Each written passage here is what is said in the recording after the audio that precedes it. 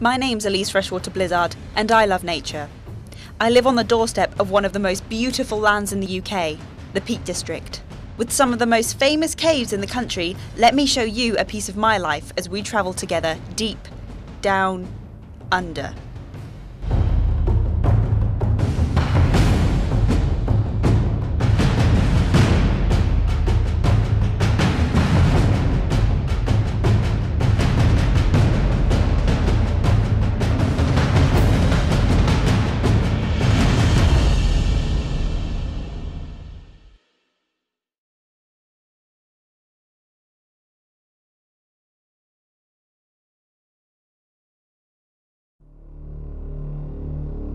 The only attitude you should have when exploring mines is utmost respect. These beautiful time capsules should be explored carefully and peacefully. This is because mines were abandoned and everything that was left by the miners is still barely intact. The fragile structure could also cave in at any moment, with the entrance of mines being the weakest part of the structure. But the danger does not frighten me enough not to venture in. Hi, and welcome back to Deep Down Under, and welcome to Cumberland and Wapping mine. Yes, we're in mines today, two mines that are connected, but one of the entrances has since been closed off. It used to be a mine that you could pay to go in and have a guided tour, but since it's had quite a lot of collapsing going on. Without further ado, hats on, lights on, and let's go. But before I get this adventure started, I visited Dr. Lynn Willies, an expert of mines in the area, at the Peak District Lead Mining Museum to find out more. Around here, many of our mines were originally caves. And so when they go in them and remove the minerals, they actually return, in some cases, to almost exactly the cave that was there originally. So they're not necessarily that different. What is different is, of course, they were filled with minerals, something like 300 million years, 275 million years ago. And of course these give you an enormous variety of textures and colours and obviously the minerals themselves. The work of the main adult, the man in those days, would be at the face of the mine, breaking the ore out. His son, possibly quite a young one, 8 or 9 years old upwards, would probably tram the ore back in a small wagon to the shaft, and possibly another son there, they just tip it out, another son there would load it into the kibble or bucket or corf, as they called it, to be wound up to the surface by their mother. So you can see it as a little family enterprise. And in a larger mine, what they did was multiplied this activity by the family. Well, as many times as you like, 30 or 40 times perhaps, and you'd have a much larger mine. It might even be big enough to need a horse, to work a horse gin for winding the ore out. But the principles are just the same and very simple, and you'd be using black powder to speed the process up. So, there's something amazing going on in mines all the time, and that's the constant reminder of history and how these mines were made. Remember, their main purpose is to get rock out of the ground, and to do this sometimes it was pretty hard. Here we have two very historical artifacts. We have a fuse wire, and this would be used to send a signal down to the dynamite to get it to blow up. The miners would very quickly walk, not run, but walk away from the wire. They would walk because if they ran, there'd be a chance of them falling over, which is not good with dynamite. You don't want to play around with dynamite. And here in the wall, it doesn't look like much. You can see there's a drill, something's drilled into this wall. And right here is where the dynamite would be inserted. And this was the last time that this wall was blown up. Also, history escapes us in mines. If you'd like to come to my right side, you can see you can see things have been crushed as well. Old artifacts that we could see now are crushed by the hands of time, never to be seen again. unless in this state. It's actually quite a shame that we get to see less and less of mines every couple of years, and we don't know when this mine itself will truly collapse in. It could be tomorrow, today, in the next hour, in the next year, in the next 500 years. We just don't know, but we know they're certainly unstable. The less obvious danger is that if you're picking away at lead ore all day, then you will begin to absorb the dust, both by inhaling it, perhaps in your crust when you have a break to eat something, you don't wash your hands, and perhaps through your skin as well. If your skin is sweaty, it will particularly absorb. And so some of them suffered from lead poisoning, not usually enough to kill them, but enough sometimes to have a black line on their gums, which is very diagnostic of lead poisoning. The two mines are on different levels. The deeper part of the mine is unkempt and awkward to navigate. My expert team and I are quickly becoming confused and disorientated. Every turn leads to another turn, and every crawl feels tight as we mustn't disturb the rock.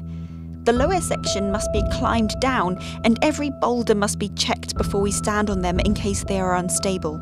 We are almost giving up on finding these specific rooms. We have been trying to find a specific, easy-to-reach location for about an hour. Where I thought it was, where I was here last time 3 years ago, it's completely disappeared.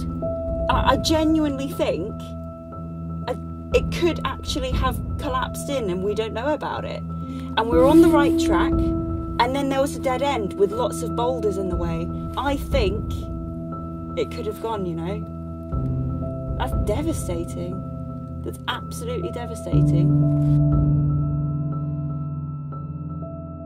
So guys, my team and I have just found what we think could be it. It looks really promising.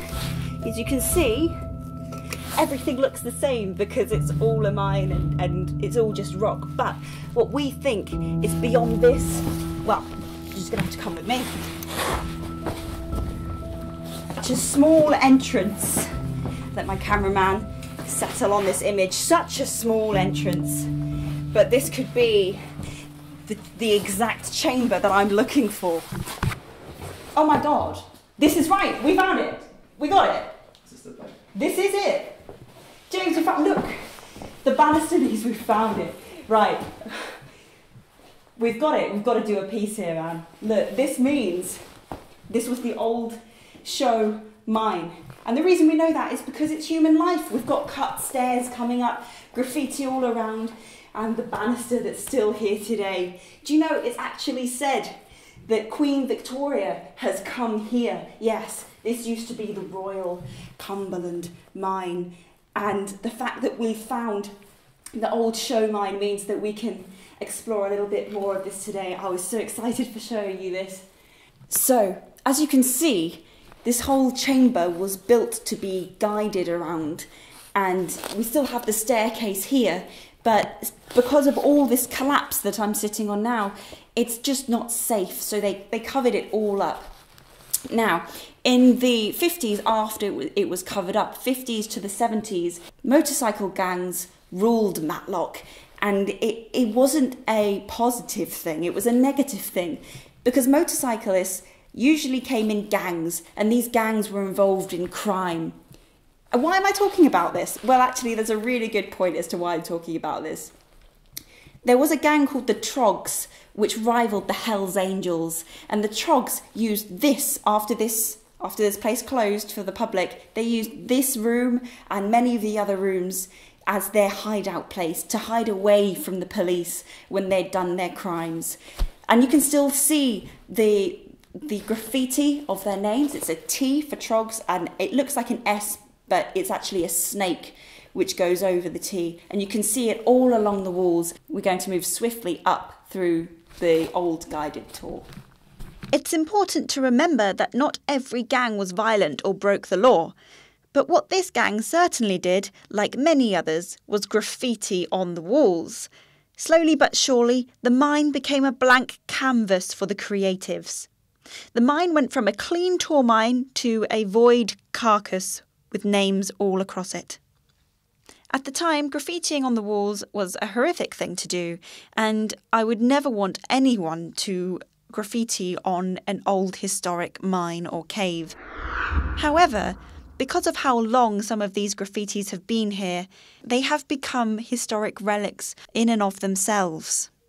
How safe are mines today that we explore? Well, there are places in the Wapping mine which I certainly wouldn't hesitate underneath.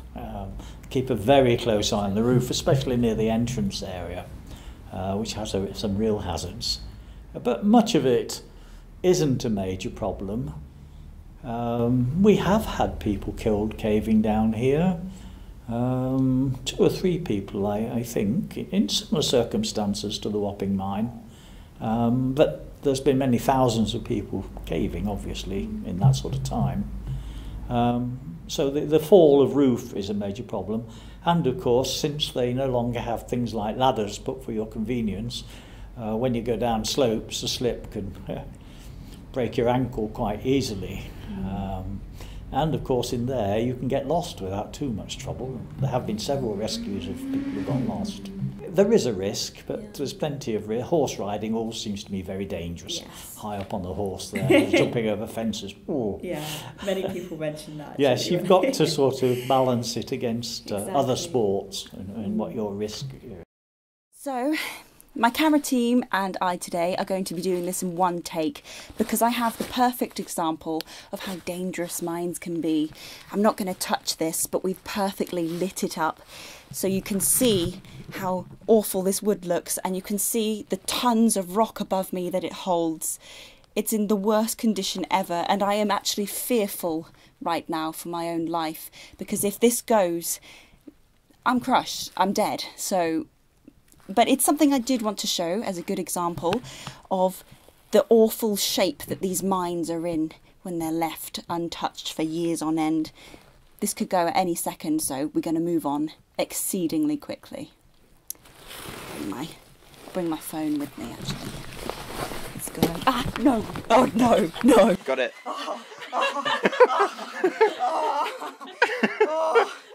Worst place to bang your head. Oh, why does this happen? Oh, you can't see it from here. It actually looks worse when you're right next to it and you realise what it's holding up. It's got a skinny bit, like right in the middle, which looks like. Oh, and it's bending. I just realised how much it was bending when I was right next to it. Why on earth were these mines actually abandoned? Did they run out of rock? Did they lose money to pay the miners? Like what happened in the end? Well, the easily gotten stuff has generally speaking been got. So there is plenty of all these minerals left. You can see it particularly well in Wapping mine. You can find it easily enough. The problem is making money. And you can spend a lot more money in opening a mine up than it will possibly pay you to get the material out. To reopen Wapping mine would be hundreds of thousands. And you might not last to the point where you got any ore out. So we didn't find what we actually really wanted to find today, but there's still something that I do want to express, as this is the last episode of Deep Down Under, and that is a thank you to all my audience, but a special thank you to the moment that I had in this exact mine 3 years ago. This mine is so mysterious and holds so much history, from biker gangs coming to make this their hangout to the rumour that Queen Victoria came in here. But the specialist moment for me was 3 years ago when I walked into a chamber with rocks just like these, and I thought to myself, I wish my mum and dad was here. I wish they could just be here and appreciate this moment with me, but they'll never ever be able to. And that's where I thought maybe I could create something like a series to show people who don't ever want to go underground or can't go underground what it's like. And that's where we finished Deep Down Under today, in the place where actually it all started. So thank you for watching this series, and until next time, This has been Elise Freshwater-Blizzard for Deep Down Under.